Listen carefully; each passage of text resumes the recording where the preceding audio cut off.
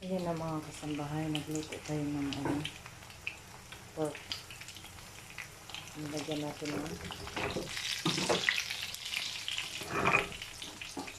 wait lang sa mga kasambahay.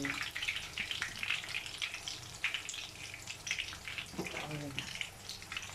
Very yummy. Yan siya. Nagluto tayo. Baon ng aking boss. Puro ano yan mga kasambahay. Puro laman yan. Niluto ko. Ito ang natin na baon. Masarap to kasi ano to crispy.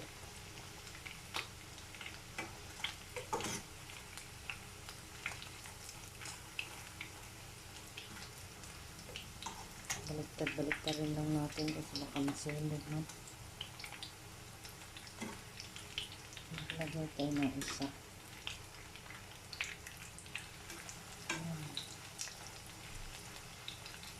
So lahat ng hindi pa nakasubscribe ng aking channel, habang nanonood kayo, paki-subscribe ako at pindutin yung bell para araw-araw kayo may update sa mga videos ko. Please subscribe my channel and share my video mga kasambahay.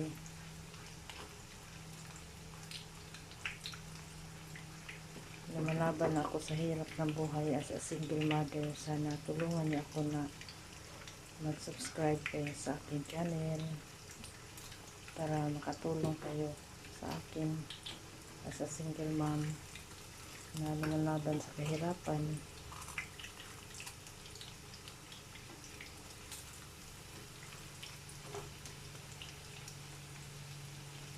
Ganito lang talaga ang anak ko mga kasambahay. Pag nandito ako sa amo ko, kasi yaya all around ako, ito ang ginagawa ko sa umaga pagising. Nagluluto ng baon nila. Tapos luto na to.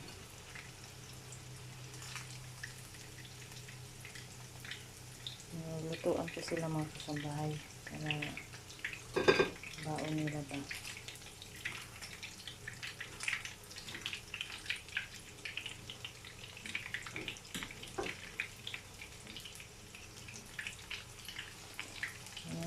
Pilit kong lumalaban sa hirap ng buhay. 6 anak ko mga kasambahay. Yung panganay ko hindi man nag-aral. Yung pangalawa lang nag-aral ng political science, graduating this May. Tapos yung bunso ko nagdadawar kahapon, di ko alam. Nagpadala na ako ng pera doon. Yun nga, nangangapa pa kung saan ako pera padala pambili ng pang-ilalim ng tuba. Kasi makano lang yung sahod ko dito mga kasambahay. Kaya lumalaban din ako sa hirap ng buhay. Yung anak kong lalaki hindi na nga nag-aral. Dapat nang-graduate na siya kahapon. April. Wala siguro ayaw talaga niya mag-aral. Kaya nagbibigo ako, tumutulog ako kahapon Nakikita ko yung iba pumapaso na sila.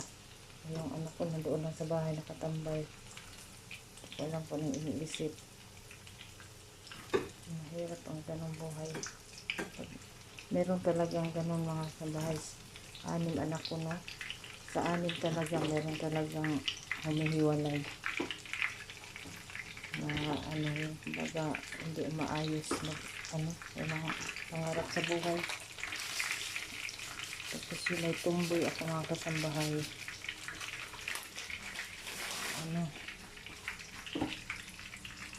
Natapos naman na siya grade 2 kasi lang yun na nga, hindi man din nagtrabaho. Pumunta lang ng Manila, hindi man nagtrabaho. Akala ko makatulong na sa akin, hindi rin. Wala, layo ng mga bata. Ugali ko talagang mga kasambahay na tapos ko ng high school, nasa Manila na ako talaga mga kasambahay. Hanap na ako ng trabaho para makabigay ako ng pera sa magulang ko. Hanggang ngayon, nagkasag-asawa na ako. Ito pa ng trabaho ko mga kasambahay. Hanggang naman nagkaroon ako ng anak.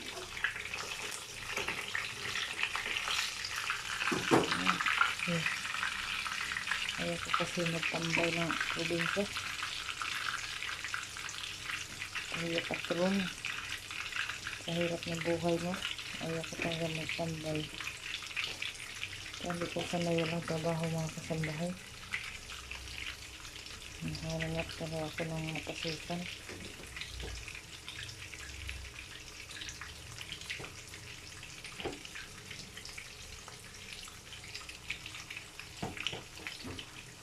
Maganda kung may trabaho.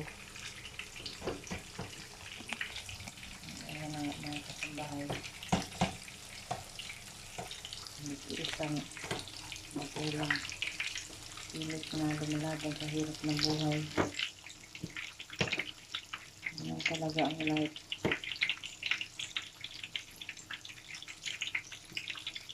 Hindi naman ako naiinggit sa iba na mayaman.